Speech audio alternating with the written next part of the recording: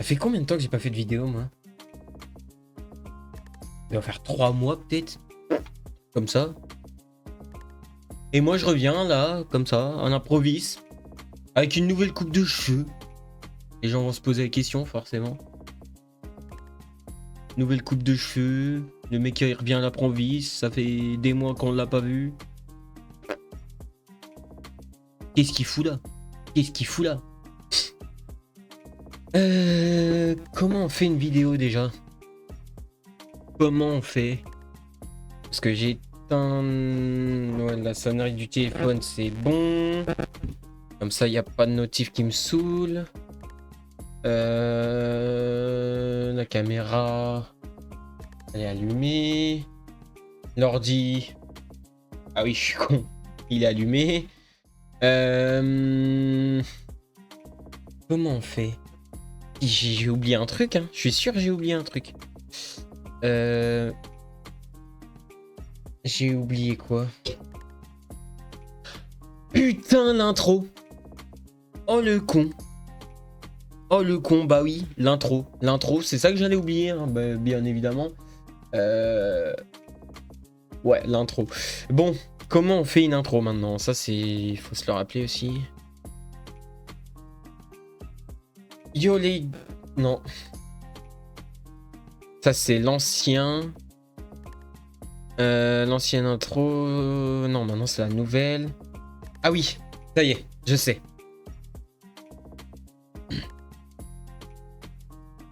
Yo les gars, j'espère que vous allez bien. Très bien ça. Ça c'est très bien. Ça franchement c'est top. Allez hop, on la garde. Yo les gars, j'espère que vous allez bien. Moi ça va nickel. Pourquoi je reviens à l'improviste? Pourquoi je reviens comme ça? Je sais pas, d'ailleurs j'ai vu qu'on avait perdu 200 abonnés, les gars, ça serait bien de remonter, surtout que maintenant on va reprendre un rythme. Hop, je suis Eminem maintenant, ça y est. C'est pas drôle, GBR, c'est pas drôle, pourquoi tu rigoles? Les gars, aujourd'hui, on va raconter une petite histoire racontée par Sarah. Je vous mettrai le lien dans la description, bien évidemment. Mais avant ça, je voulais vous dire aussi, maintenant, on va essayer de garder un rythme. Donc dans la semaine, ça se pourrait qu'il y aurait des vidéos. Mais c'est pas sûr, ça tombera sûrement pas tout le temps le même jour, des trucs comme ça. Il y a juste le week-end. Le samedi, à 11 h, une vidéo sortira. Tous les samedis à 11 h. Ça, j'ai intérêt de le garder, hein, parce qu'à chaque fois je le dis, à chaque fois je le fais pas, là, ça y est. Faut prendre des responsabilités, faut le garder.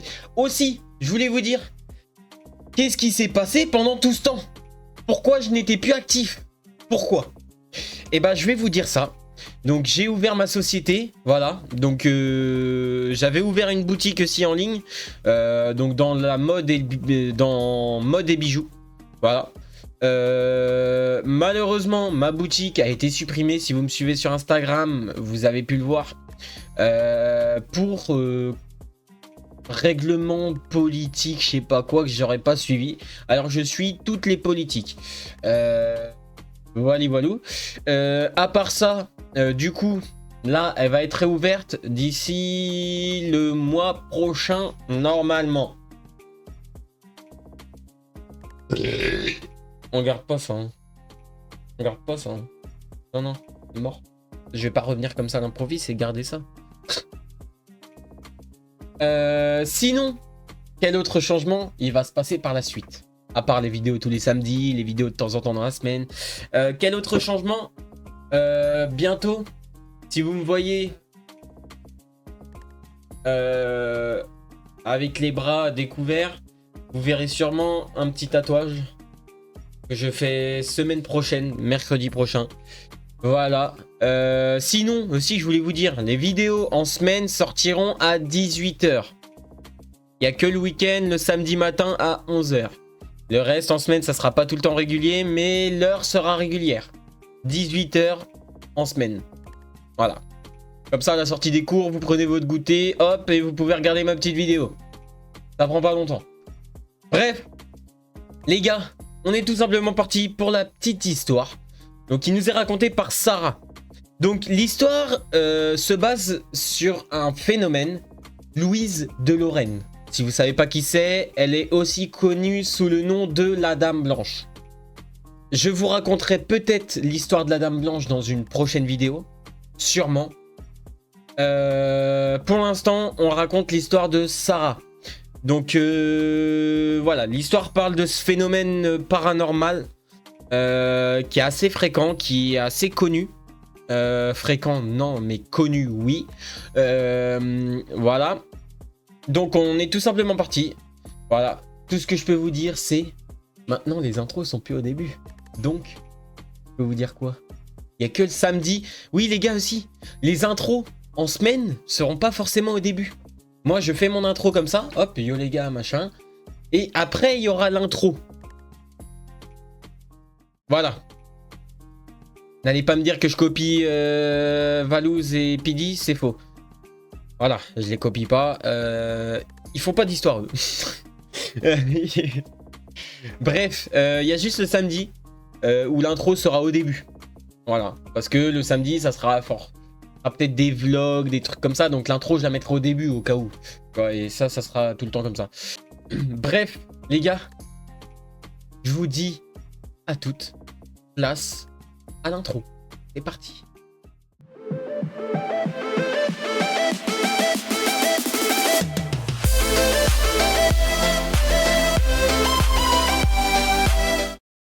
Les gars, on est tout simplement parti pour la petite histoire de Sarah. Je pleure misérablement. Je sens les larmes couler sur mes joues, sans bruit. Je suis recroquevillé par terre, mes bras entourent mes genoux repliés. Je me suis réfugié dans les toilettes. Comme d'habitude, j'ai envie de dire. Je n'en peux plus de ce lycée. De tous ces gens qui me scrutent, me jugent, m'isolent, me détruisent petit à petit.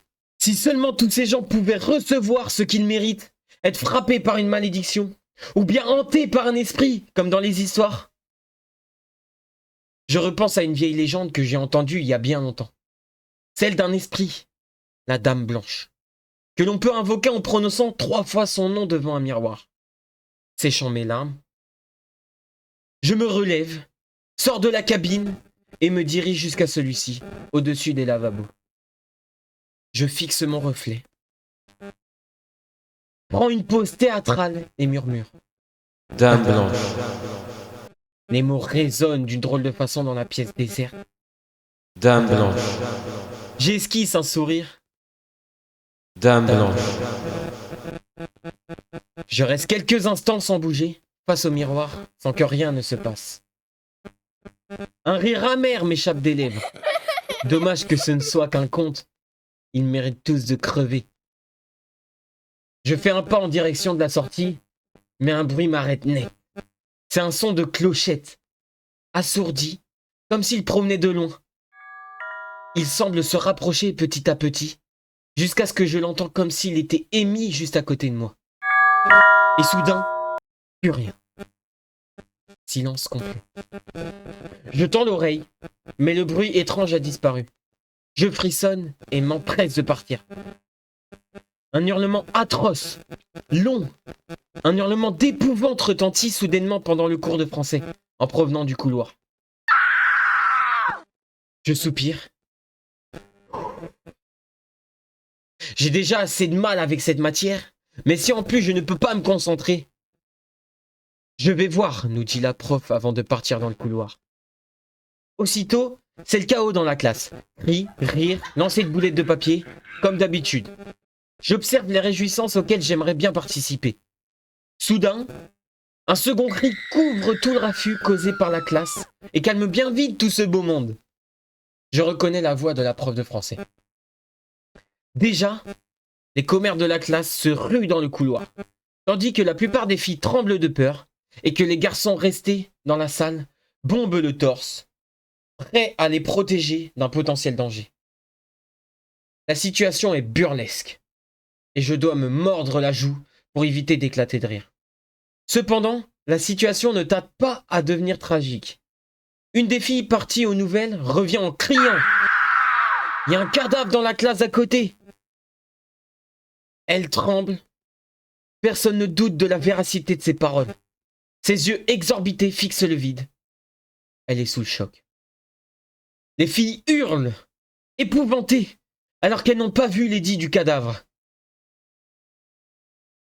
Moi, je me lève, bien décidé à y aller. Personne ne tente de m'en empêcher. Dans le couloir, face à la porte de la classe voisine, 2 élèves soutiennent la prof de français, à demi évanouie. Les autres reculent contre le mur du fond. La même expression de terreur sur le visage.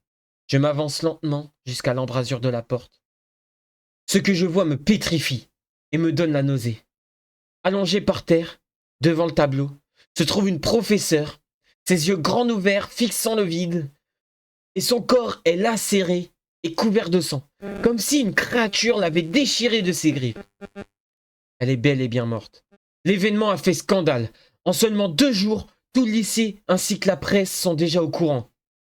Malgré les efforts du directeur pour garder le secret, une enquête a été ouverte. Mais les policiers peinent à trouver une piste. Car il n'y a aucun témoin. La prof qui a été tuée était seule dans la classe. Sûrement parce qu'elle était venue y récupérer quelque chose. Les cours sont malgré tout maintenus. Mais personne n'est rassuré. Cela fait maintenant 1 semaine que le meurtre a eu lieu. D'autres morts se sont ajoutés, autant du côté des profs que des élèves. Dès qu'une personne se retrouve seule, elle meurt mystérieusement, et on la retrouve dans le même état que la première victime, couverte de profondes griffures. Cette fois, les cours ont été suspendus. Le lycée est surveillé par des policiers, tout semble aller pour le mieux, mis à part le fait qu'on n'a toujours pas retrouvé le meurtrier. La semaine suivante, les choses s'accélèrent. Les personnes sont à présent retrouvées mortes chez elles. Toujours les mêmes traces de griffes. Et tous les morts sont des profs ou des élèves de mon lycée. Tout le monde a peur. Moi aussi. Je me demande si cela a un rapport avec ce que j'ai fait dans les toilettes. Est-ce que j'ai vraiment... Mais non, c'est impossible. Ce genre de choses n'existe pas. Il y a forcément une explication rationnelle. Le calvaire a commencé il y a 1 mois et ne s'arrête pas.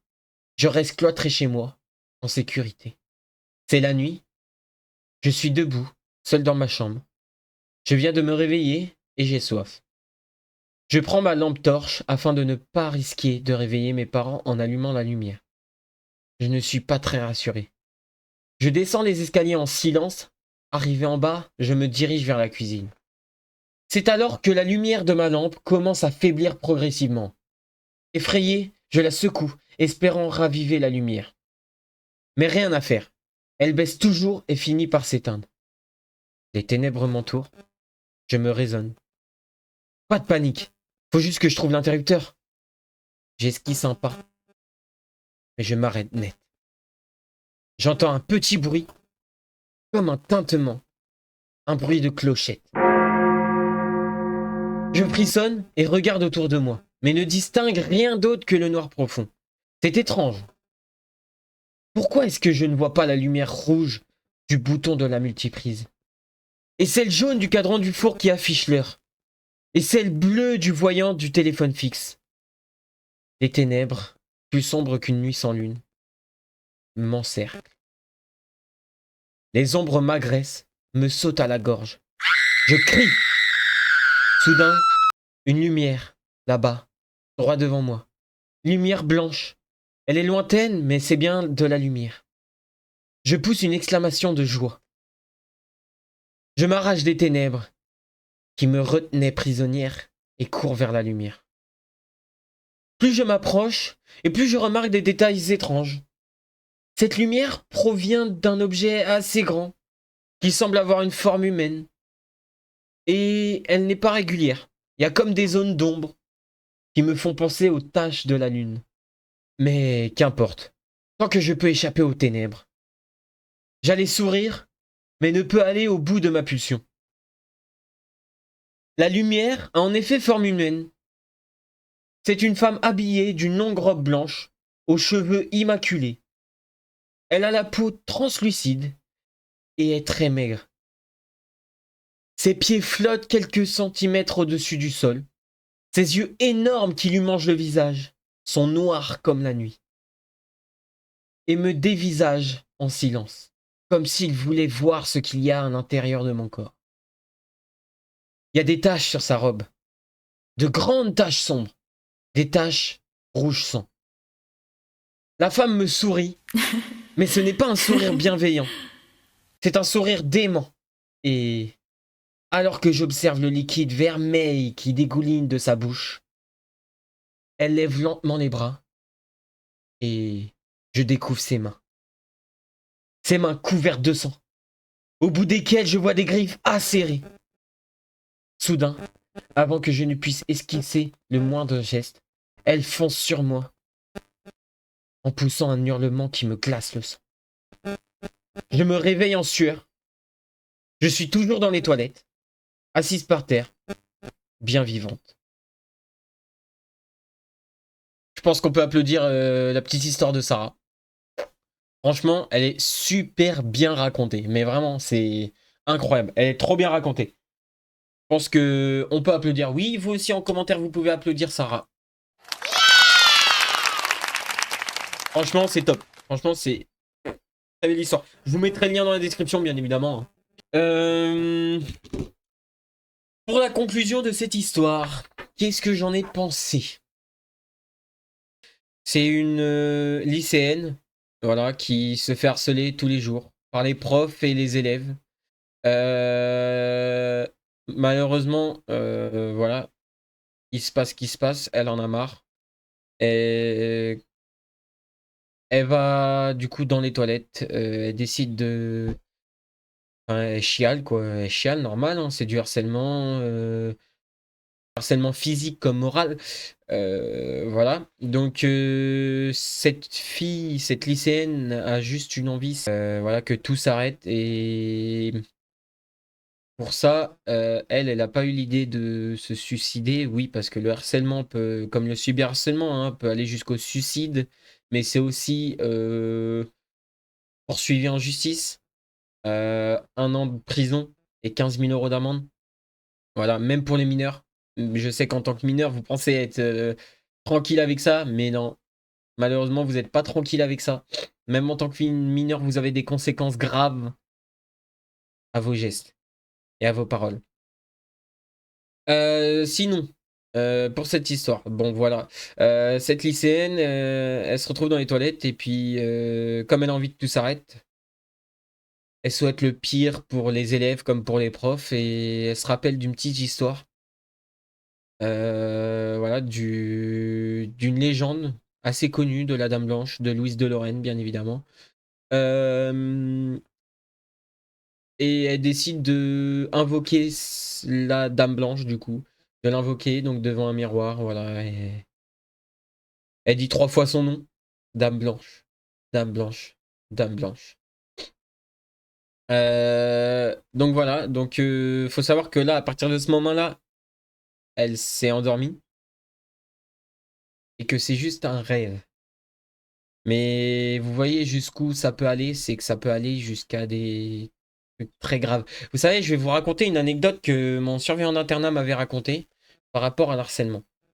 Euh, mais avant ça, je voulais vous dire, alors pour tous les petits jeunes qui me regardent, enfin les ados, enfants, tout ça, l'harcèlement c'est pas bien. Voilà, comme je vous ai dit, ça équivaut à 1 an de prison et 15 000 € d'amende, mais ça peut aussi avoir des conséquences très graves, comme le suicide et le meurtre, tout simplement.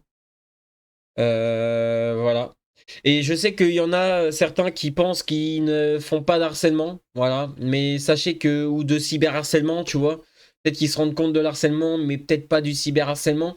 Euh, Si par exemple vous traitez quelqu'un sur sa corpulence, son handicap, des trucs comme ça, sachez que ça ne la fera pas rire, mais pas rire du tout. Ça fera rire que les autres. Donc, je voulais vous dire, avant de dire des choses comme ça, pensez aux conséquences derrière.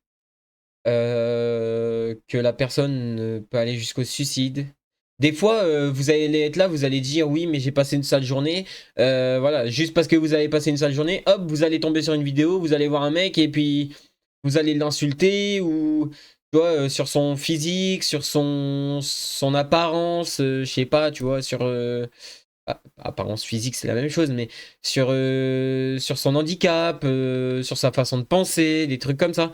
Mais en fait, vous allez le dire qu'une fois, peut-être, mais en fait, cette personne, ça se trouve, elle en reçoit tous les jours. Et ça, vous pouvez pas le savoir. Donc, essayez de connaître les personnes avant de les juger, avant de les critiquer. Parce qu'on ne peut pas critiquer une personne si on n'a pas appris à la connaître avant.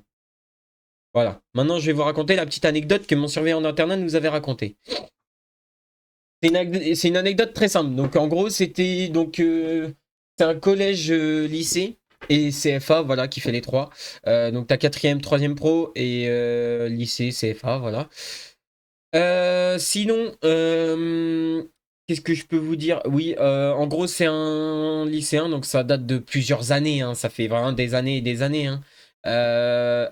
Donc notre surveillant nous avait raconté, d'ailleurs dédicace Silvio, si un jour tu passes par là, parce que je sais que tout le monde savait dans ce collège-lycée que j'avais une chaîne YouTube, voilà.